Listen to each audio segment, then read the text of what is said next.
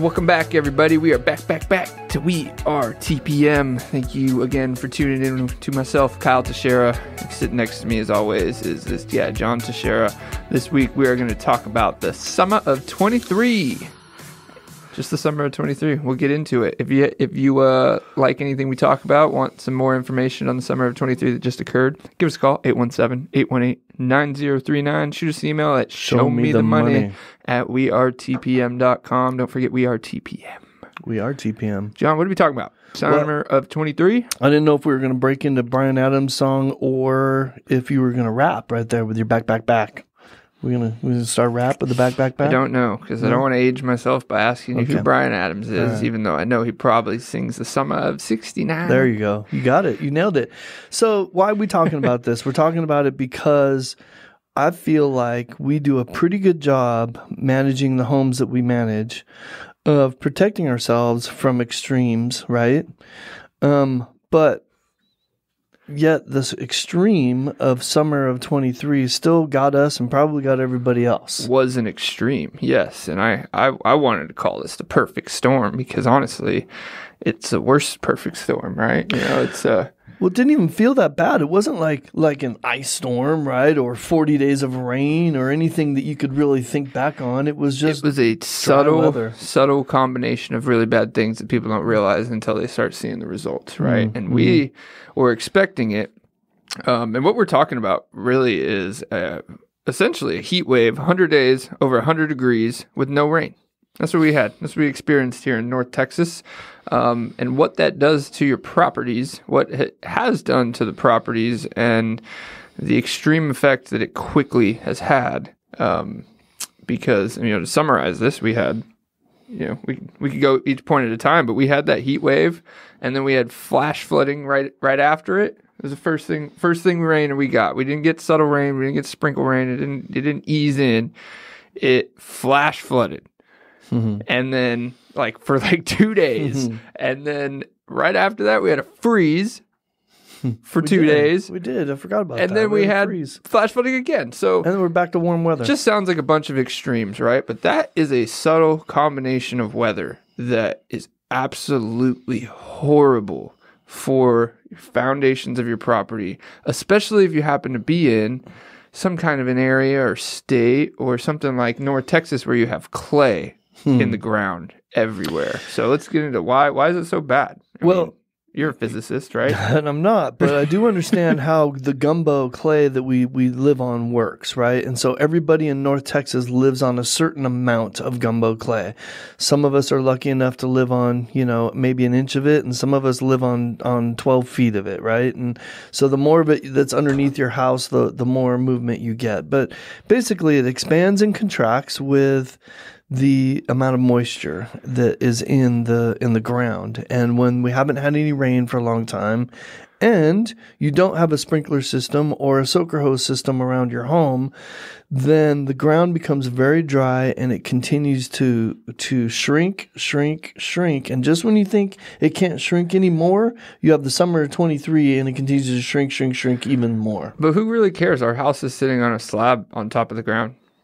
But that ground is shrinking underneath the slab. Yeah, and it's not just the slab and the foundation, right? What else is running through the ground? Nothing. Oh yeah, the drain pipes, water lines, all that stuff. Goodness gracious! Even people don't think of this, but this has even happened. Your electrical lines that come out of the ground can literally be ripped out of your meter from the contracting of, It's we did have that happen this year. Yeah, we've had it happen this year. We had it in previous years, but this year it happened again where literally the ground contracted so much due to the heat wave that the wires that were up in the meter were yanked down by the ground and the power to the house got turned off because of that. Yeah, that's kind of extreme and kind of weird. But, we do, like I said, I started this with saying we do all the things that we need to do, that we think we need to do, try to protect our homes from this. And it is so extreme that we have some things that we can learn from it, right? Like watering your foundation is probably the most important maintenance item you can do because, it's never when it's happening that things show their ugly head, right? Because you think of it like a sponge, if the ground contracts, it'll pull on things, right? But It's usually the continuation of that. So like if it doesn't break your drains or your water lines, it's moving them at the minimum, right? So now it's pulled them down or to the left or the right, wherever it pulled them, it moved them. Now, when you get moisture back into that ground, it's gonna move them again. Yeah, I mean, ideally, you'd think it would just move it back into place, but that's not the way things work, right? It's kind of like shifting things back and forth, and it makes it even worse. So, well, and people think that it's counterintuitive actually how the water into the ground works. And I've had this conversation with clients too. It's like you would think that the more 100 days no rain, the more dry the ground is, the more susceptible it is to soaking in that water. It's actually not true. It is less permeable, whatever the word is. It runs over it because it's so dry. Quicker, yeah. It doesn't soak in. It takes more time to soak the water in, the less moisture it has. Which is why when right after a 100-day heat wave, what you're looking for steady moisturization of your foundation and ground is flash flooding, like 3-4 inches in one day. That just all runs off. So and to your point, consistent moisture around your home at all times, every day, all the time, is the best way to protect yourself from all of this, right? Mm-hmm. So Kyle, if I don't have a sprinkler system, am I expecting my tenant then to go out there every day when it's 100 days of no rain to go out there and water the foundation? Do they care like I do? Well, you're probably, if you're a landlord, you're probably expecting that. Yeah. I'd say unrealistically expecting it, even though it is in it's in our leases. It's in most people's leases.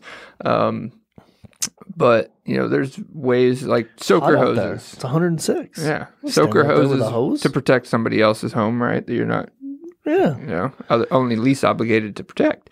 You gave it to me with crappy grass anyways. What do you want me to do? Water the crappy grass?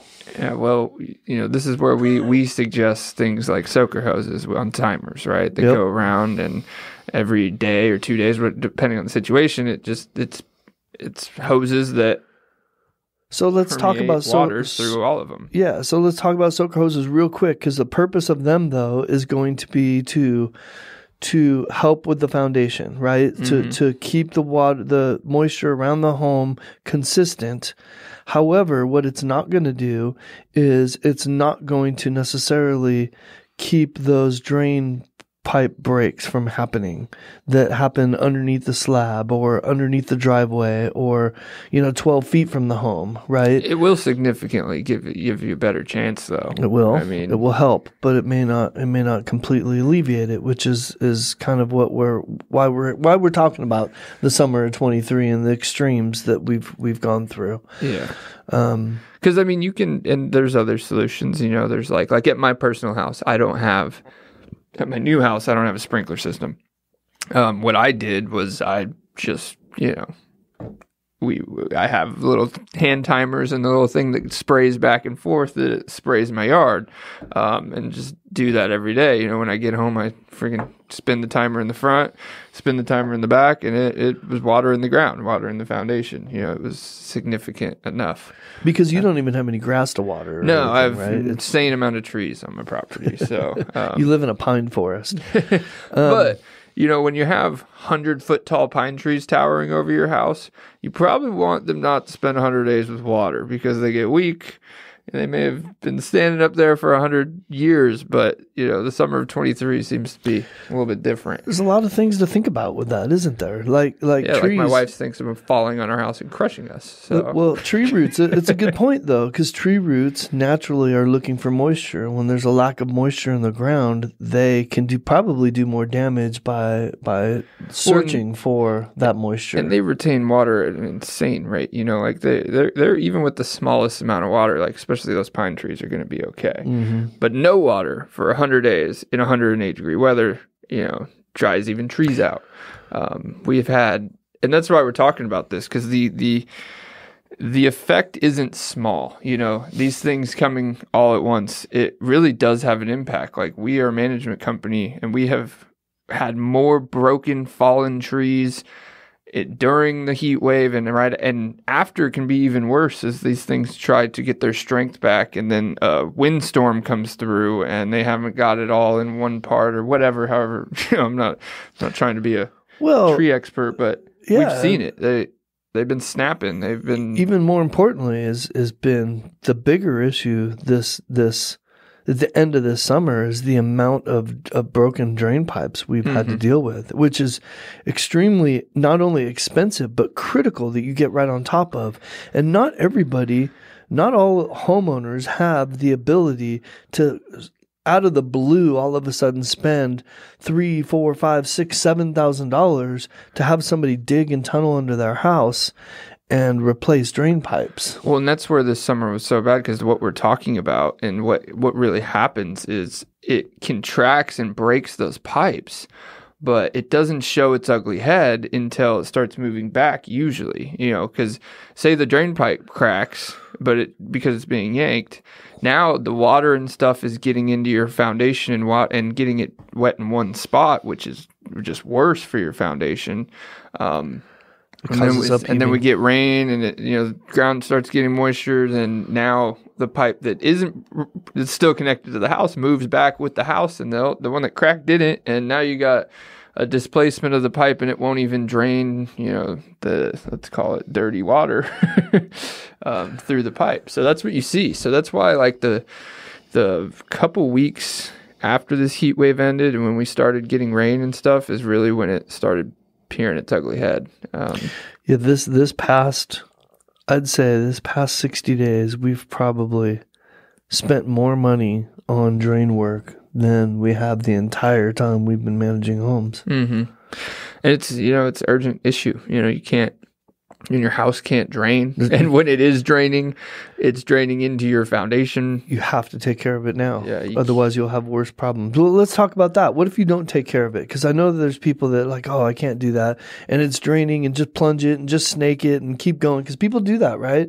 They know that they've got a break, or they possibly have a break, and instead of paying somebody to put a camera down and find out where the break is or dealing with it, they continuously maybe go out every 2 or 3 months and snake it out. Yeah. What are we accomplishing? If the break is underneath the slab and water is pouring under the slab, you will literally have an expansion of that slab and what we call upheaving, and that is probably the most expensive foundation repair that you can do. Every answer we can say is dollar bills. You're going to spend more money on water, and you're going to fix the drain line as soon as you know about it. As soon as you know. I mean, there is no other. It causes so many more problems. Because $3,000 drain repair turns into a $10,000 to $15,000 foundation repair, or a driveway with more drain repair afterwards, with the same drain repair still being needed, and then at the end of it, now you've just spent a ton of money on something you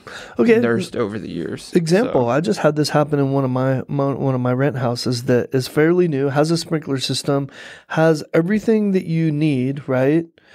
Unfortunately, I have a neighbor next to me that has a pool that they let it overflow down the side yard, and I think that's the reason why we had some problems. But that's just me surmising, and I don't really know that for a fact. But this is a testament to what you're talking about, is we noticed cracks in a home that shouldn't have had any cracks and shouldn't have had any movement really quickly. It was reported to us immediately. We got right on it. We immediately found a drain line break, a pretty good sized drain line break from the summer of 23.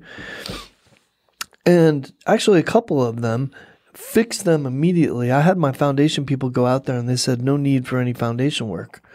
But they could tell, and they said the same thing. You got right on this. Had you not done that, it was definitely on its way to breaking the foundation.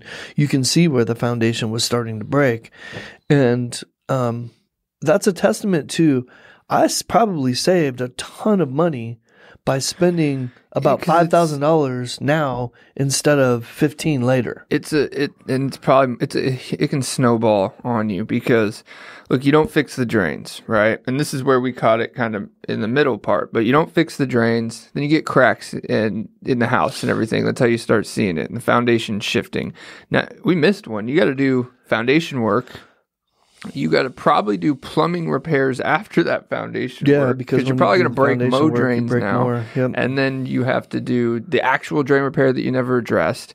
And then you have to wait some time and come back in and do tape bed and texturing and painting and fixing up all the cracks. Yep. And then hope that those don't settle over time, and then maybe foundation adjustments later. So it's just a snowball that like you don't want to mess with, and is all a testament to the importance of keeping your foundation. This is very important in Texas. These same things will not apply into like the Northwest. You have different issues.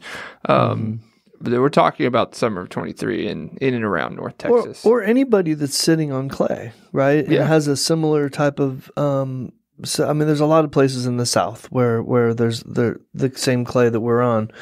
But Kyle, clay can cause so many problems in this scenario because like we've pulled drains out where one of the breaks showed its ugly head and started causing problems, and then had to replace the drain line and realize that the next 20 feet of this drain has been broken probably for a long time. It's just burrowed through clay that kind of seals that drain back up. So and then the part that was in dirt is what started messing things up. So we've seen a lot in regard to drains. Hey, I hope I want the right message to be sent here. This is to make people aware of how to properly maintain their homes. Whether you're a homeowner, landlord, doesn't matter. These things need to be done every summer and every winter. We have dry winters, and dry winters are just as devastating as dry summers. Now, the ground doesn't dry up as fast because it's not hot, but it does dry up and it does still constrict. And people think because their grass went dormant that they don't need to water it. That is not true. Water your appeared to be dead grass all winter long, at least 2 or 3 times a week. And our office is a testament to this, not just the grass. I mean, not if you think you don't have like grass around your property, like we have river rock all around our office, right? There's driveways, it's concrete, all of that there's no grass there, but that's still a foundation that needs to be watered or you're going to have shifting because all that stuff's still sitting on top of dirt. Like we put soaker hoses in, or I'd say additional soaker hoses in during this summer because our doors and stuff started shifting and the building started shifting, and that's one way you could go adjust everything and just fight fight everything every season. But then it has to shift back. Yeah, then it's got to shift back. So, we start watering. We upped our watering of the foundation, and the doors just shifted right back. Yeah, so. yeah. No, you did a good job of doing that. But I don't want people to be scared off by like, oh my gosh, I don't want to buy a house in North Texas, or I don't want to rent. Look, this is something everybody in the South deals with, and all you have to do is be aware of it and know how to deal with it to protect yourself from it. And when it does happen, it's good that you listen to 2 doofuses like us that told you about it so that you kind of know what to do, right? It's fixable. Everything's fixable. Yeah, I know not everybody has, the money to fix everything as timely as it needs to be, but it's still... It's just to bring it to knowledge because people are like, why is this just happening all at once? Like, that's why it's happening all at once. Summer 23, baby. And in sprinkler systems, a whole bunch of people have sprinkler systems and don't use them. Yeah. And that can be an even bigger problem because now the same shifting easily breaks that sprinkler system. I'd argue those are the first things that break when you get ground movement is those PVC pipes that are just under the ground and the valves, and then you get leaks in your sprinkler system. So not using the sprinkler system will ruin the sprinkler system in these types of situations. Yep. So because we've seen that too. And then now you have the same problem. If your sprinkler system's leaking and pouring water into one spot, that causes the same kind of issues. Yeah. So, generally somewhere under your driveway and all that stuff. So. We're calling this the summer of 23 because it was so extreme. The last summer I remember like this was 2006. I think we had a really dry summer in 2006 we had like record number of days over 100.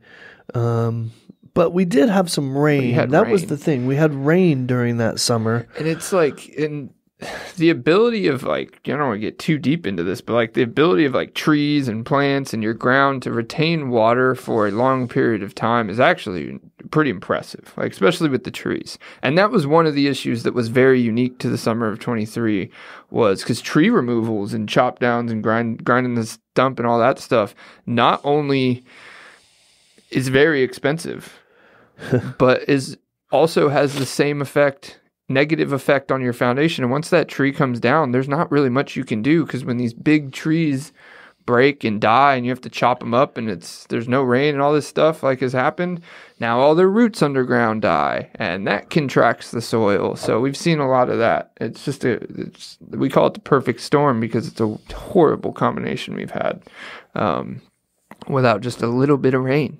Yep. And then we got teased with a flash flooding at the end of it, which didn't help anything. So just reminded us of where all the places roofs and stuff cracked during foundation shiftings. It's so far this fall, it's been an expensive fall for expenses for a lot of our homeowners. And so that's what brought this subject to light. That's why we were thinking back on our summer and why we're having such, a higher amount of expenses than we normally see and what's bringing to light. And that's why we brought this to you guys.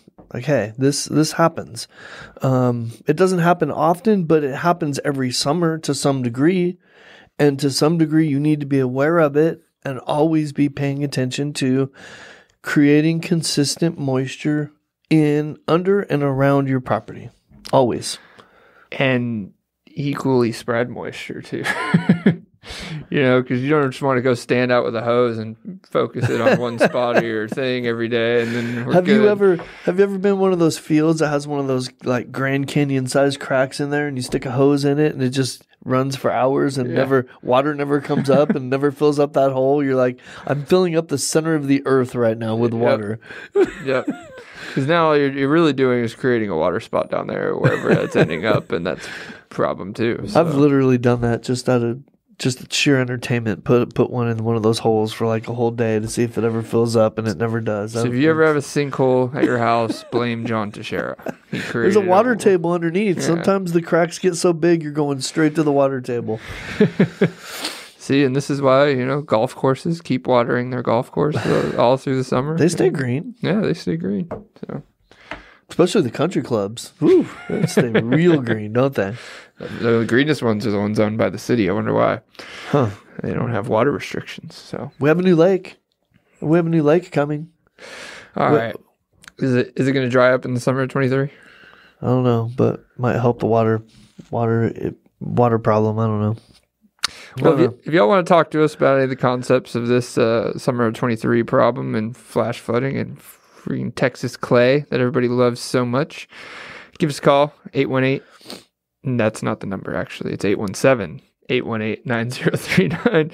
Or you can shoot us an email, good old-fashioned email at showmethemoney@wearetpm.com.